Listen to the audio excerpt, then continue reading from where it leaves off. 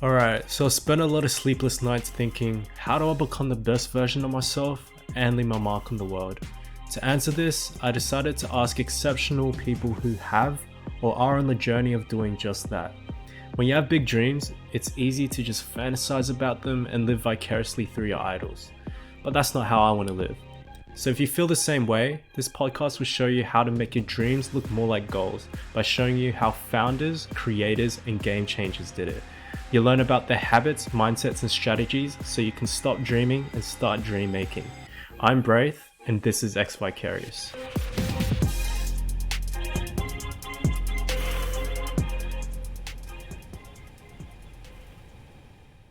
All right, welcome to another episode of ex-vicarious. I'm Braith, and today I'm joined by Eva Chan. So Eva is the co-founder of LaunchPop, a venture studio that helps founders build e-commerce brands including Morning Recovery and Strands Hair Care, which have both raised over 8 million USD. She also co-founded Exact Media, which helps brands achieve a 100% open rate from customers by distributing samples in e-commerce packages. And she was inducted into the Forbes 30U30 shortly afterwards. Now, what really fascinated me was the way Eva found success. In the early days of building her company, she actually sold her clothes to buy pasta and wine and went to networking events, sometimes more so for the food than the networking. Today, we get to explore how she's overcome these enormous barriers to her dreams. So let's jump right in. Eva, how are you going today? I'm amazing. Thank you for having me. Yeah, that's great to hear. So I wanted to start with, how you've started your own companies, helped others start theirs, and even started your own art school. And could you remember the first thing you ever started? Could be like a club or organization or group, and it could have been when you were just a kid. So yeah, do you remember the first thing you started and how you went about it? Wow. I just like, as you were saying that, shifted through so much clutter, so much dust. And the vision I landed on was me sitting on my front lawn with a couple of my girlfriends. And back then, the friendship bracelets were really cool, and you like make your own. And I Yeah. still remember having one tied to my toe, and I'm like braiding it. And then we were actually sitting there. We had like set up shop to sell the friendship bracelets for like a quarter a piece. So what year was that again? My Like gosh. what Let's say I grade were you was in? in grade 4. Nice. That's awesome. And how'd you start doing that? Was it just you guys were interested in making it and you felt like you could sell it? Like, how'd you decide to actually sell them? Yeah, I think we're just a group of girls who were really crafty and were really into making stuff, and we do like crazy weird stuff. Like back then we'd like have tapes and we'd like record our voice and pretend we're actually a radio show. We'll make friendship bracelets together and share it. And it was like the trendy thing at the time to like have Mm, friendship bracelets on you. I think at one point we were so into it, making so many, we are like, let's sell it. And we yeah. just like set up shop on the lawn, and of course no one bought it. And like we had no one was really walking by interested in Mm. buying bracelets. But we had a lot of fun doing it together. Yeah. And from that experience, did it make it easier the next time you had an idea and you're like, this is something I could make some money off it? Like, did that sort of thinking help you later on in life? I don't think it was ever about like, oh, I want to make a quick buck.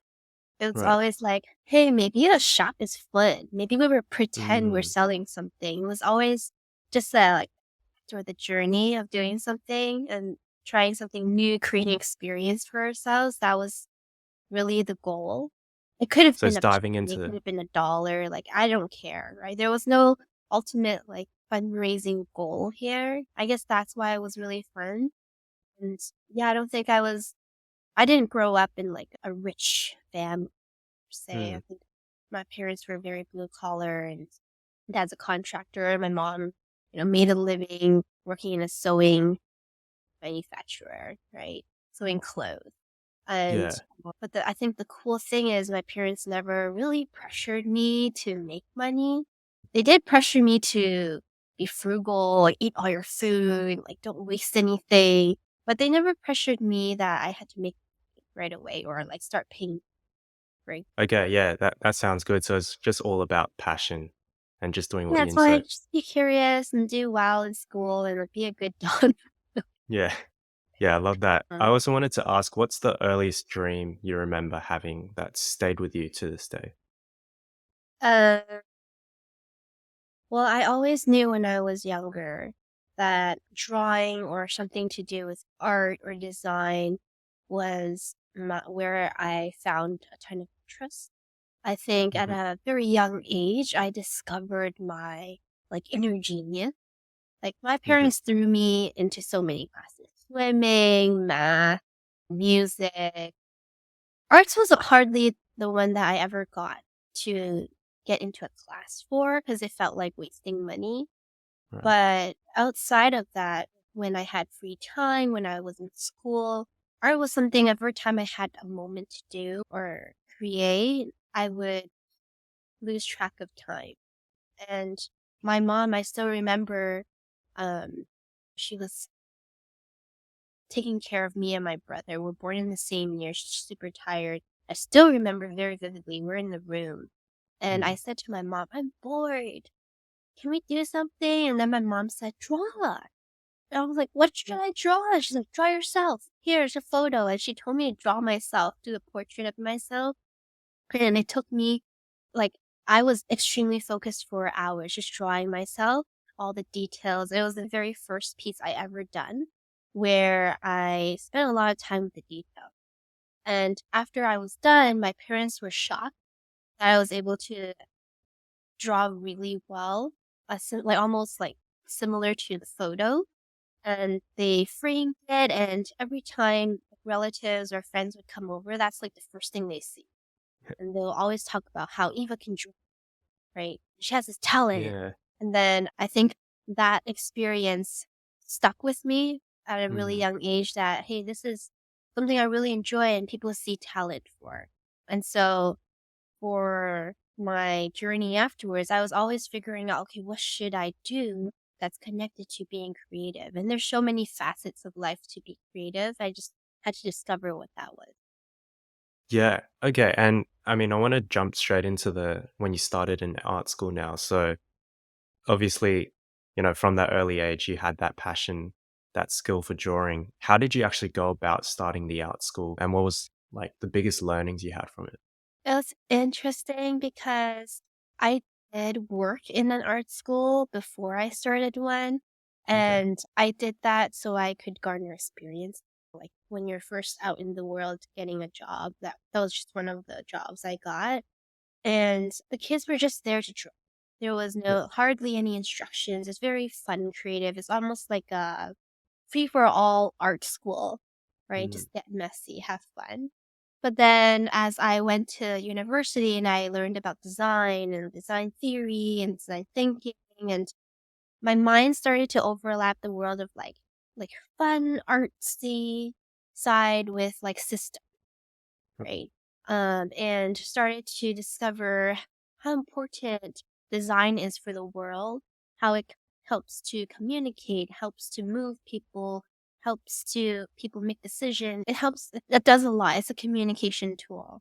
And so I decided with it, I wanted to build an art school because I wanted to give back to the world. I didn't have the privilege to take art school growing up. And even if I did, my parents always thought of it as a waste of money because it's just free for all art. You can do that at home, right? And Mm. but then I wanted to start an art school where parents can see the benefit of it.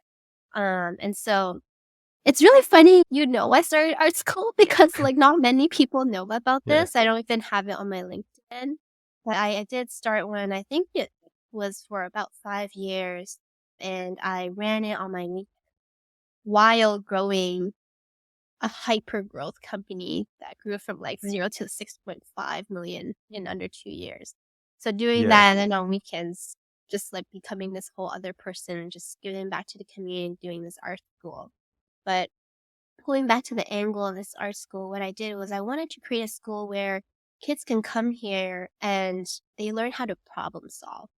For me, I knew that art, the action of doing art, painting, it's not something you have to learn, but you can refine. I think everyone can pick up a paintbrush and paint something and create something and express something, right? Mm. The act of saying something is beautiful is just, it's like beauty is in the eye of the beholder. It's an opinion.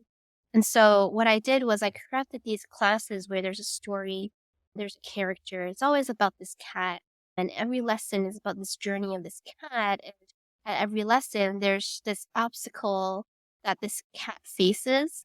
And the students have to use art to communicate solutions.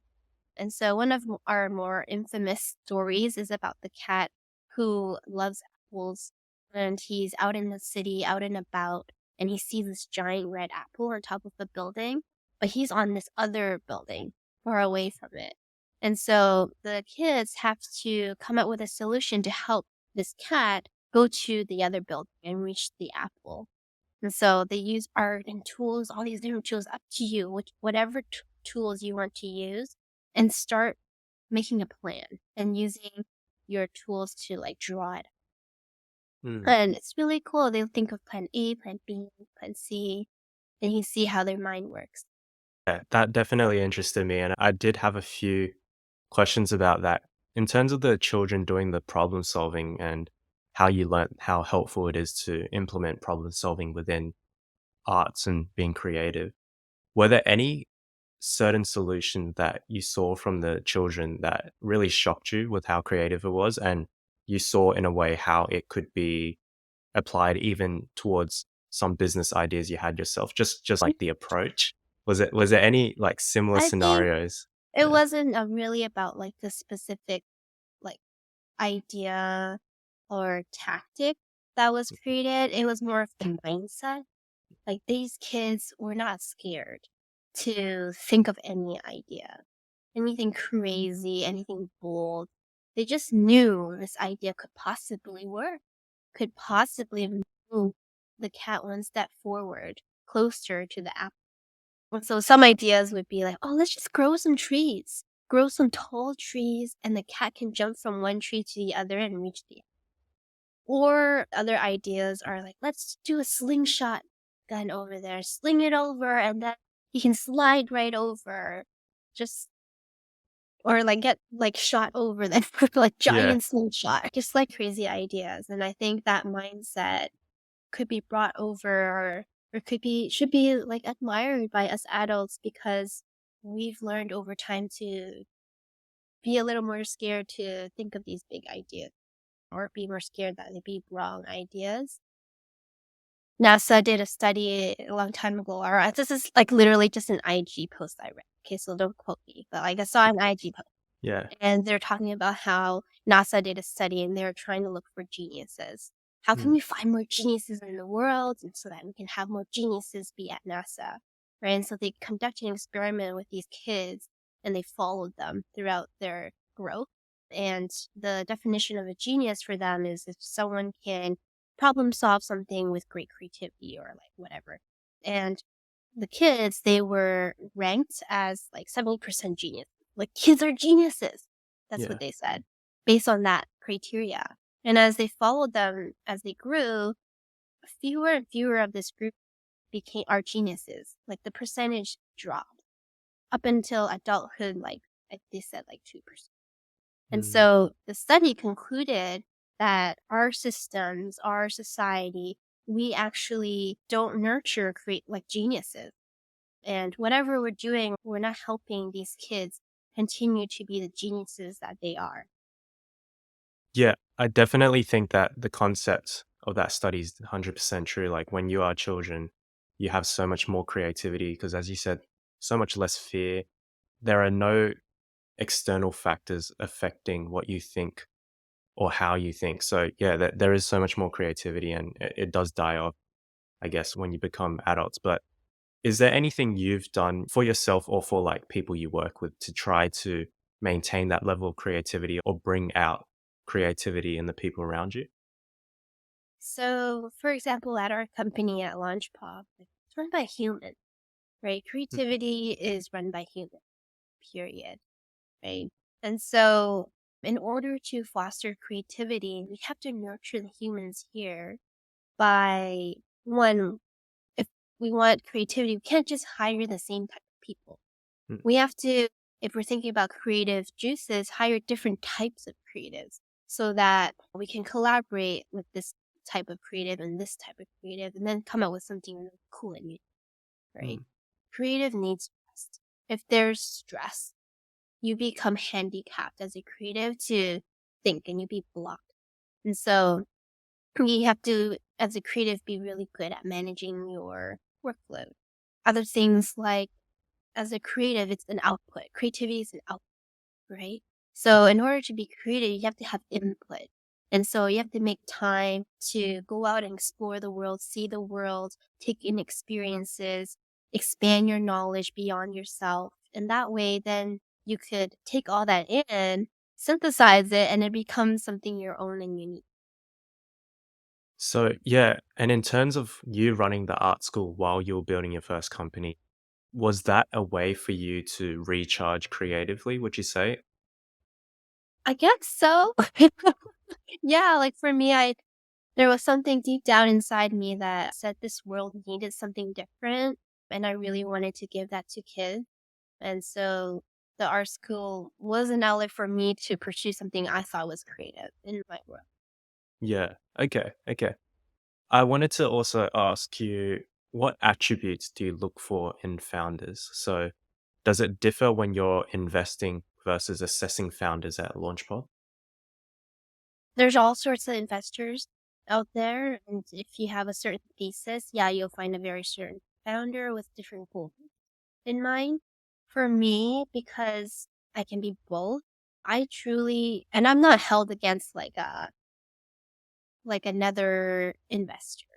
And I'm not Mm. held, the whole reason why Launch Pop is so powerful is because we don't have to to anyone or show success to anyone.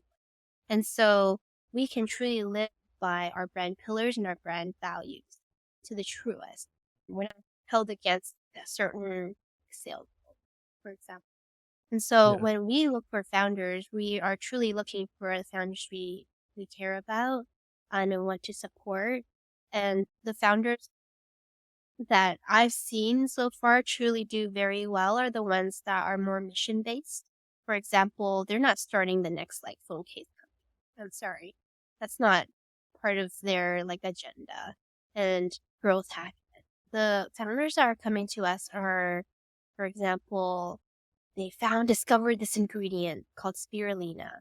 And they discovered if we can just grow more of this plant, then we could help Earth because it's a net negative carbon producing Yeah. plants.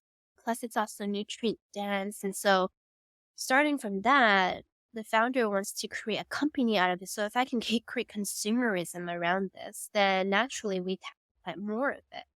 And Mm. so, there's just this inherent like mission and the want to create community around it, like a movement around Yeah. it. And then the multivitamin bite that she created is simply just one output of what her mission created. The mission isn't the product; it's the community that she wants to build behind it. It's the movement that she wants to build behind. Okay, yeah, that does make a lot of sense, and it's great that at Launchpop you can stay so true to the pillars that you guys have built, and I guess back the founders where you truly believe in the mission. Yeah, Um, I truly believe that as a creative and a growth, someone with a growth skill set, we are accountable for who mm, we support and the ideas that we bring to the world. These are superpowers yeah, of the world, right? And we can bring bad ideas. There's enough products out there. There's enough founders out there. yeah, But I think we should be more mindful of how we use our time and where we place our skills. yeah, I love that. Jumping back to earlier on in your life, I wanted to ask, because I know you mentioned that after learning about design thinking and systems, that helped you channel the creativity and artistic side of yourself into a way where you could think about how you can provide value and solve problems. Looking more internally, did you ever have any barriers in life that prevented you from working towards your dreams or making bolder movements towards your own passions and what you wanted to accomplish? For sure, I've had a lot of like highs and lows and roadblocks. And of course, if you have a dream, you have a vision, you want to like run towards it, Mm, right? But there are so many years and steps to get there. And the path is not direct. Like my first job being as a designer, part of a beauty subscription box company wasn't a dream. I was mm, making $700 a month net negative at the end of the month after like all expenses, commuting, eating, yeah, surviving. yeah, But I understood that as a new talent in the workforce, I had to build up skill set and I had to build up my reputation. And that was the opportunity that landed on me. And I knew the founder's reputation was very well known in the startup community at that yeah, time. And so it was really important for me to garner that. So took that on. And then I actually built a lot of trust with that founder, and he made me the co-founder of the. And that's the right, company where I was brokering sample programs with P&G and L'Oreal, and told you about that immense within yeah, under 2 years. And if had I not built the trust and took a leap of faith in that previous company, I would not have landed where I landed yeah, after. But if we rewind and think about who I am, I'm a creative, I want to be creative. And launching a sampling program 0 to 2 years and making 6.5 million is so cool. The story's so cool, but as a creative, it really is nothing for me. yeah, I don't feed my soul in any and so the roadblock there is I it's like more internal. It's like I forgot to listen to who I right, along the way, and along the journey I got lost a little bit, but I think it was all for a good reason, like to gain all the skill sets I needed, build the confidence that I needed to build in order to take a leap closer to what I really want to do. When I finally understood what it is that made me very excited. And so after that company, I actually burned out after 2 years. And I had left and did a lot of soul searching and really defined what creativity meant for me. For me, it wasn't like drawing, it wasn't sitting there painting anymore. There's no way I can build a career around that. When it's mixed with career, it doesn't become like, yeah, but what creativity meant was problem. If I was in an environment where I'm constantly problem solving, constantly thinking about, okay, like this number translates into like this creative, or like this creative is doing this type of performance, like the crossover of all those components were really exciting for me. And I landed on, okay, early stage. It yeah, doesn't get messier than early stage. And how can I combine like offline and online world design? It's D2C, right? There's yeah, like packaging, which will receive, it's the online experience, it's the photography, it's thinking about how do I translate this like brand's mission into like what the product should be. And so I realized like if I want to be surrounded by this, I have to be a service business. Just be surrounded by amazing founders who are problem solving just the same, and then surrounded by team members who are problem solvers and creatives in just the same way. And so, like, when you think about all the roadblocks and then all the things that unlock you, it's so important to think about like what you're surrounded by and what you choose to be surrounded by that make you excited about life. yeah, yeah. I really love that. In terms of you've brought the skills you've learned from the previous company into this one now, and you said you're surrounded by creatives.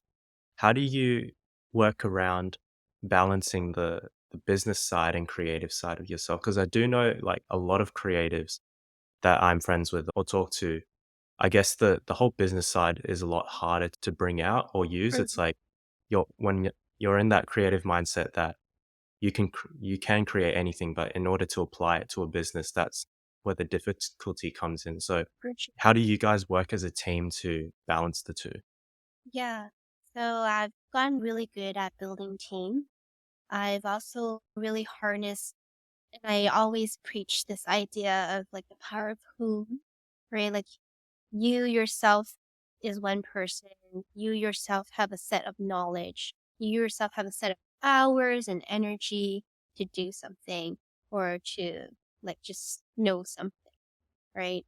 If you don't know it and if you don't ask someone for help or open a book or get an advisor, then you are forever limited by just what you know, right? But the moment you can unlock like the power of who, you just say, hey, I don't understand what AI and how that could affect the company. Maybe I should talk to an AI expert and expand my knowledge. And suddenly, when you do that, it's not just you problem solving, you're problem solving with many others, and you unlock so much more that way. That's the same with workload, that's the same with getting something done. Um, I'm a huge fan of that. And so I'm really thankful that the team that we've created today are like a variety of like different designers, copyright, brand people, creative producers, growth folks, and our minds just smashed together to figure things out. Yeah. Okay. I did want to ask about when you were doing that soul searching to find something that really aligned with your creative side and what really fed into your passion.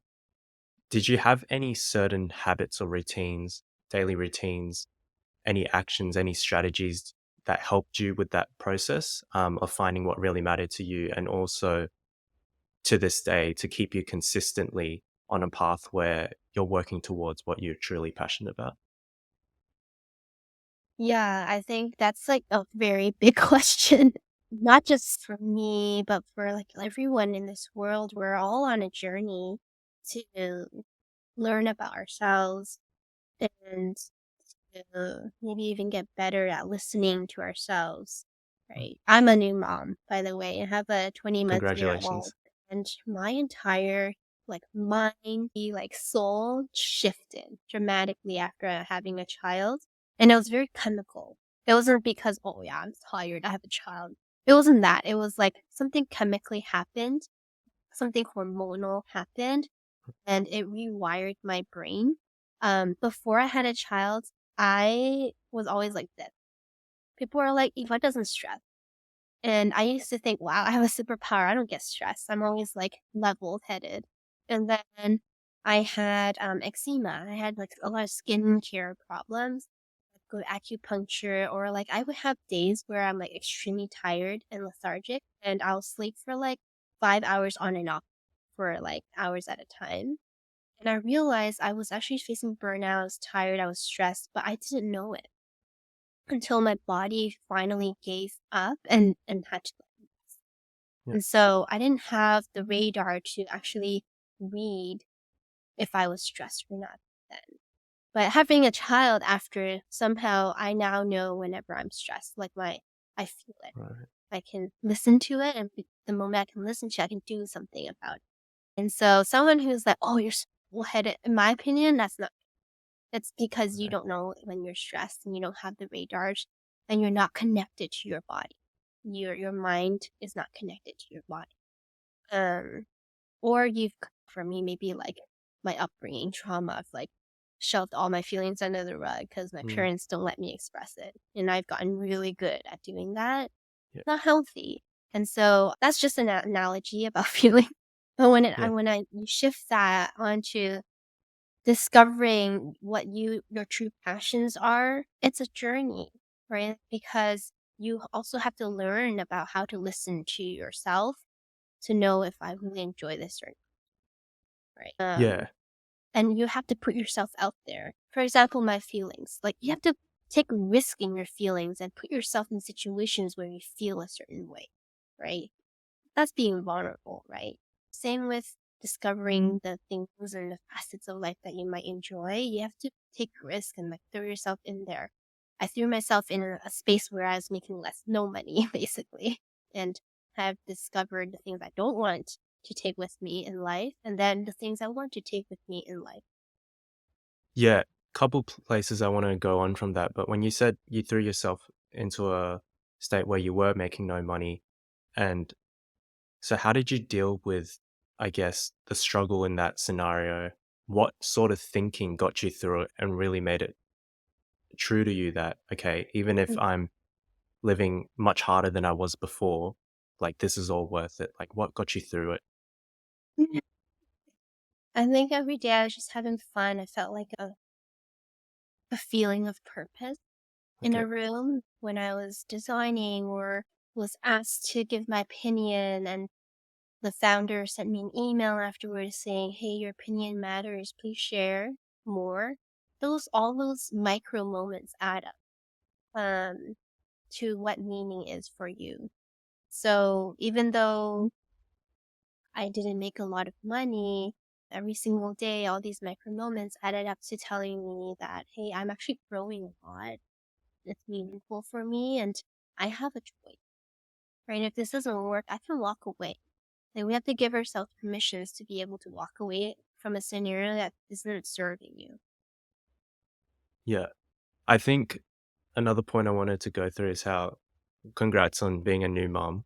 I think it's awesome. And in terms of um, raising your child now, how would you go about trying to keep that creativity within them long term and also help them find that purpose of being able to understand themselves, be vulnerable, and Mm. lean into what they really feel? Yeah, for sure. You know what's crazy? I grew up a certain way with my parents, and when you have a child and you are teaching your child something, or your child is throwing a tantrum, your body response is like muscle memory. Like Mm, almost like respond immediately based on how you were brought up. And so like my mom, she would have like a feather duster. yeah. And anytime something we didn't do something right, she would use that to discipline us. Or she'd like speak with fear. She always Mm, wanted to instill fear in us. Like, finish your food or mom won't love you, or you're not a good kid, right? And so now I literally finish my food. And it took me many years to like unlearn that like my relationship with food is like not real, not healthy, and that I should like not finish my food if I'm. And mm. so translating that to my child and just giving my child the space to thrive and be curious and be confident, I'm learning to unlearn a lot of that. It's just like a human response that's like so deeply ingrained in me. Yeah, so it's a journey. Yeah, for sure. And I think it's just really awesome how you said, like, since having a child, you have that radar of being conscious of how you feel because I guess you're so naturally inclined to care about how your child feels. So it's just natural that you would have to be more conscious of yourself as well. So, yeah, I think that's really cool. So, in terms of after you did the soul searching and you found Launch Pop, and it was something that combined your artistic sense with all the creativity and problem solving and actually being able to bring value to the world in a way that you wanted. What would you say has been most fulfilling about starting the company and building the team around you? To not raise money for the company was probably the catalyst to Mm, all of the greatest moments of Launchpad. When you don't have uh, an investor involved or someone who's controlling the decisions related to finances, then you're always going to make the right decisions for the people involved, for the team, for the founders, the type of people you attract, right? And so one of the things that are really important to me and extremely fulfilling to me is when I'm able to nurture young talent or support women or support people of color and really do that. That's really powerful. And like I always tell everyone on the team that Launchpop is simply a platform. It's just here to serve us and the things we care about. And the moment it doesn't, then maybe there's somewhere else that will serve you better. But for now, like Launchpop needs to just support you and what mm, you want. Um, and today, Launchpop is about supporting the missions out and then also supporting the dreams of our team. There are a lot of young folks here at Yeah. Launchpad, and I'm not scared of that. Mm, It's not scary to me when talent is naive, young, because I also believe they are the most bold in their yeah. creative. They are the ones who isn't tainted by corporate culture, and they're making decisions faster and taking care, and they don't even know it Mhm. because it's coming from a naive space, but they're just wanting to achieve the goal and do it their way. And I embrace and I love that. And then when it comes to hard skill sets, that's easy to teach. You need to learn how to speak in a meeting. We can teach that. If you Yeah. need to learn how to build a shot list, easy.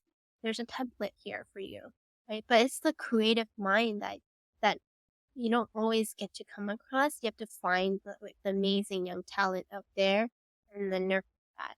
And so, yeah, one of the great moments I am extremely proud of always and always is being able to nurture a lot of young, bold talent. Yeah.